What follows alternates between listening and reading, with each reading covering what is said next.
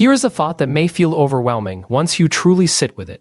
If you trace your biological line backward, not just through your parents or grandparents, but through every ancestor that ever lived, you eventually end up 4 billion years in the past, in a world where life first emerged from a chemical soup. And that line never broke. At no point did it snap or fail. Every single organism in that chain survived long enough to reproduce, and produced offspring capable of reaching reproductive age themselves. This lineage isn't limited to humans or even to early Homo sapiens. It includes countless ancient species, some that looked human-like, many that didn't, stretching back across unimaginable spans of time. Each one had to navigate predators, disease, famine, environmental collapse, and pure chance. And every time, they succeeded just enough for the next link to appear.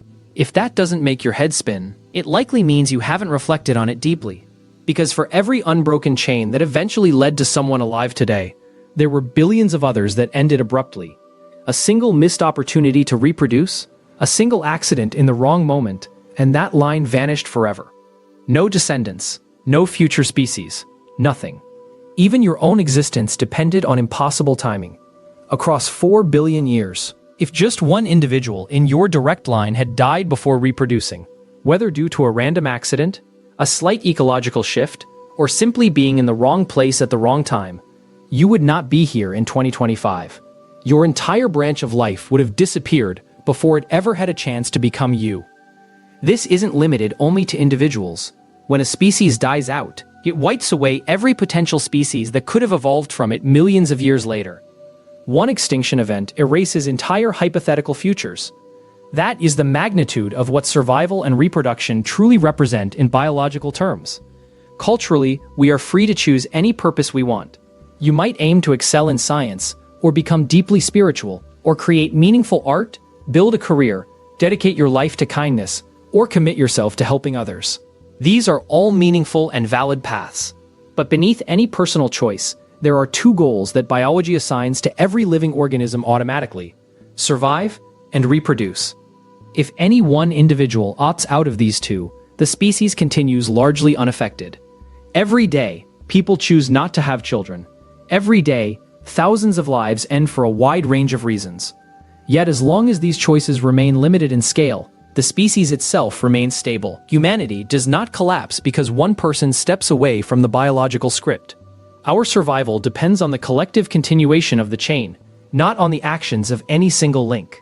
If most of us, as a species rather than as individuals, chose to abandon our biological priorities, humanity wouldn't last long. Without survival and reproduction happening on a broad scale, Homo sapiens would simply disappear from Earth. Cultural ambitions can make life more meaningful, or boring, or empty, depending on how we live. But even the most neglected artistic or intellectual goal could never threaten our species the way ignoring these two biological foundations would. Whatever personal purpose you choose, it sits on top of something more fundamental. Before anything else, you exist because uncountable ancestors before you managed to stay alive long enough to reproduce.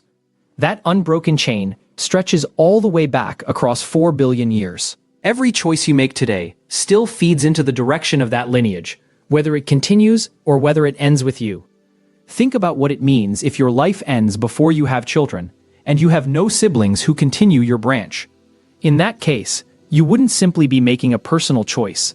You would be cutting off a line of life that has continued, without interruption, from the earliest spark of biology on this planet.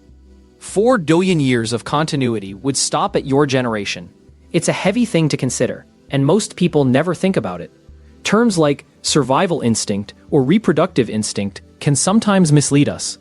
In everyday speech, they sound emotional or psychological, but biologically speaking, they describe patterns found across organisms with nervous systems, and even beyond that. The deeper point is simple. You cannot talk about an ongoing lineage if something cannot survive and produce copies of itself. Consider a rock. Its entire existence is just a single object changing over time. A rock cannot reproduce. When it breaks apart, the fragments do not become new versions carrying forward the identity of the original. Could we imagine a universe where rocks did replicate themselves? Sure, but in the universe we occupy, the things we call alive, are those capable of actively preserving themselves and generating new instances. The things we call non-living persist only passively, shaped entirely by external forces. A full discussion of what life actually means deserves an entire video on its own, and that will be coming soon. If this kind of topic interests you, make sure you stay tuned. There's much more to explore. Everything discussed so far actually answers a question people often raise about the origins of life. You sometimes hear things like, how did the first living organism know it had to survive or reproduce? The problem lies in the word know. The earliest forms of life had no brains, no nervous systems, no awareness. There was no moment where they consciously realized anything or made deliberate choices. They simply followed the chemical processes that allowed them to persist. Humans tend to label and categorize the world because it helps us understand complexity. But those categories, living, non-living, organism, object, are ideas we invented. We often struggle to see both living things and non-living things as variations of matter following different sets of physical and chemical rules. Consider the processes that form a rock. Geochemistry shapes it, reshapes it, and eventually destroys it. The biochemical processes that sustain life operate differently, but not because one is magically alive and the other is not. Each follows its own properties, and we are the ones who draw lines between categories. Think of a rock's life cycle, molten material rising from deep within Earth, cooling into a solid form, growing into large structures, and eventually breaking apart and returning to the environment that created it. We understand every step of that process. We call it non-living simply because it does nothing active to maintain or replicate itself. If rocks could copy themselves and respond to environmental changes, we'd have a much harder time calling them inanimate. Most of the universe behaves like those rocks, passively, without autonomy, so the label non-living becomes the default. But the boundary between life and non-life is not always obvious. Even today, certain phenomena blur that line more than people realize. Take Earth itself as an example. At first glance, it feels absurd to call a planet alive. But if you observe Earth over long timescales, noticing how it adjusts to changing conditions, redistributes heat, regulates atmospheric chemistry, and interacts with its own internal systems, the comparison to a single enormous cell becomes less far-fetched. This is the idea behind the Gaia hypothesis, which suggests that Earth behaves like a self-regulating organism. Whether that interpretation is literally true or just a metaphor is still debated, and exploring that debate deserves its own dedicated video. Another place where the line between living and non-living becomes blurry is at the very beginning of life itself, during abiogenesis. With what modern biochemistry has uncovered, the best explanation we have is that the structures we eventually learned to call living emerged from the chemical evolution of molecules that were, by our definitions today, entirely non-living. The earliest quasi-living entities were not cells as we imagine them. They were more like self-copying molecular systems, far simpler than anything we would confidently label as life today. In fact, they might not qualify as alive at all by modern standards. They were more like tiny droplets, structures that followed chemical gradients absorbed nearby molecules, and gradually became more complex as a result of those interactions. Yet once these microscopic droplets began producing copies of themselves, sometimes imperfect copies, natural selection took hold. Variants that were better suited to their environment reproduced more effectively. Over immense stretches of time, this process sculpted the long evolutionary chain that eventually produced the complex organisms we recognize today. In essence, what we call life is simply matter that actively maintains itself and generates additional versions of itself. Anything capable of doing these two things earns the label living. And interestingly, nearly every trait we associate with life today, limbs, eyes, senses, mobility, can disappear across evolution without eliminating life itself. Snakes evolved from four-limbed ancestors. Many cave-dwelling fish have lost their eyesight entirely. These losses don't matter much in the grand evolutionary picture. But if an organism loses the ability to survive or reproduce, its lineage ends. A system that cannot continue itself cannot be part of a living lineage. That's why living things don't choose to survive or reproduce. They already are the descendants of systems that could. Survival and reproduction simply define what life is. This pattern runs deep. It isn't only whole organisms fighting to maintain existence. The cells that make up multicellular life also strive to preserve their individual integrity.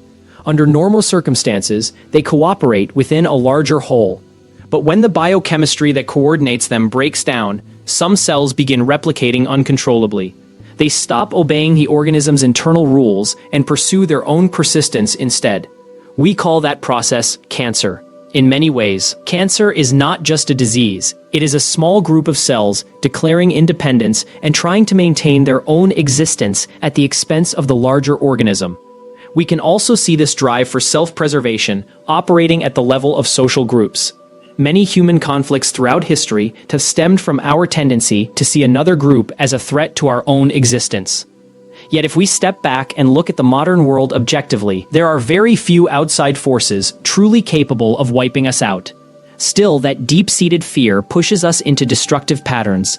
It's one of the reasons we overconsume. It's why we exploit the resources of others.